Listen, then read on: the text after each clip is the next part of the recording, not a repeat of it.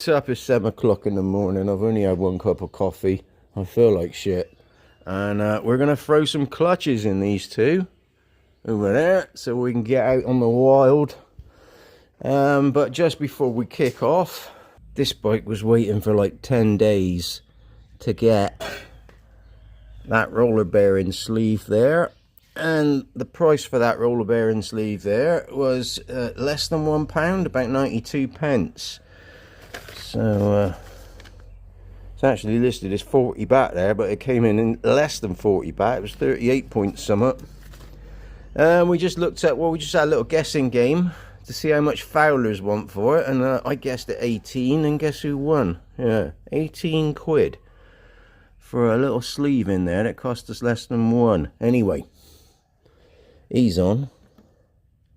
My new basket is on. And you can see the, well, you will now see the free play in a new basket. It's a bit harder with one hand. I'm actually rotating it.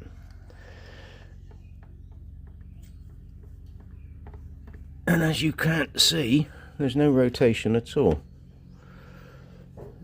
And the old bastard, I'm not going to chuck it back on that new bearing, but if I did, you would see from the other video I did, it goes like that. So he's fucked.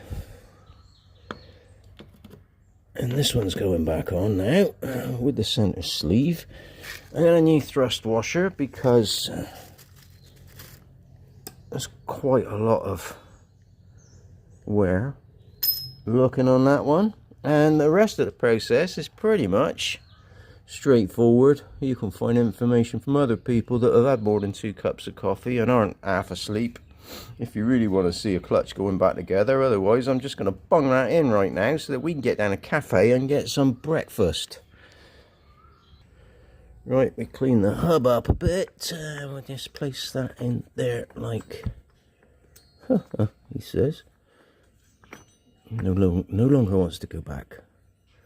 From whence he... Oh, actually, yeah, if I remember rightly, yes, I had to make a special puller, didn't I, to get that bad boy off, because he was very tight.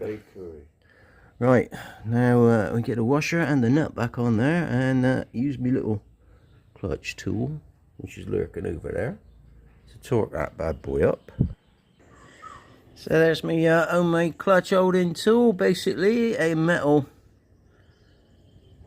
clutch plate welded to a bit of scrap. Anyone can buy a stick welder these days on the interweb, so invest a few quid, make your own clutch holder. Right, now we got a tune of the mountains in the background there. I'll torque that up with 2 hands. The bad boy is actually 108 Newton meters, or 10.8 kilogram meters, and then there, look, there's a little tag which you can just knock in with a screwdriver. Just tap it in gently, lock it in that hole. Should anything ever come loose, it won't come loose, because that nut will be pegged to the shaft. Right, clutch time. So we got a pile of new parts ready, and of course the internet experts tell you that you have to marinate the clutch for 24 hours in engine oil. Otherwise the whole world will end and everything will go So I'll just put them in there like that, and I'll give them all a good splash around before I put them in. And unless you're going to go out and actually start racing on day one with the clutch, that is fine, as long as they're not dry. As soon as the engine starts running, the main shaft's going to pump oil out, and that's going to throw oil everywhere around there, so that'll all be nice and oily. So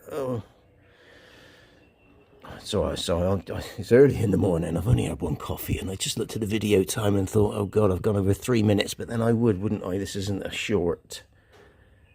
Anyway, let's go and get some more coffee inside me, and start building the clutch up. And there we have it.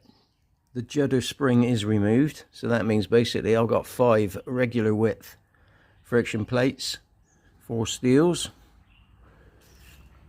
Now we need to clean this mess up here a little bit, and then we can hoof that on. I noticed too, when I was building the clutch up, it's actually made by X-Eddy, or however you pronounce that, which is the famous Japanese racing clutch maker. So, yeah, a little bit of quality has gone in there. Don't forget to put your clutch lifter in.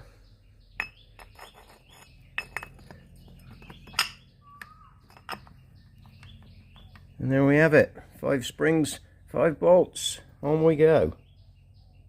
The torque on these bolts is 12 Newton meters, which is next to nothing. I've got nothing locking the engine up, so the engine could rotate if it wanted to. That's it.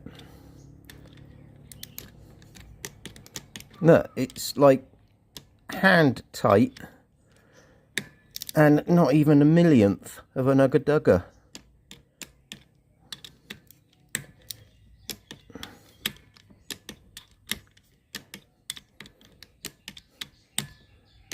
And that's it. So there is no real reason for you to go breaking those bolts off apart from ham-fistedness. Right. Now, I did mention on the first video to be careful not to lift your clutch lifter out, because if you do, that spring will fall out, which is no longer there. So somewhere here in the mess, I have dropped the spring. I think I really do need another cup of coffee, and then we'll look for the spring.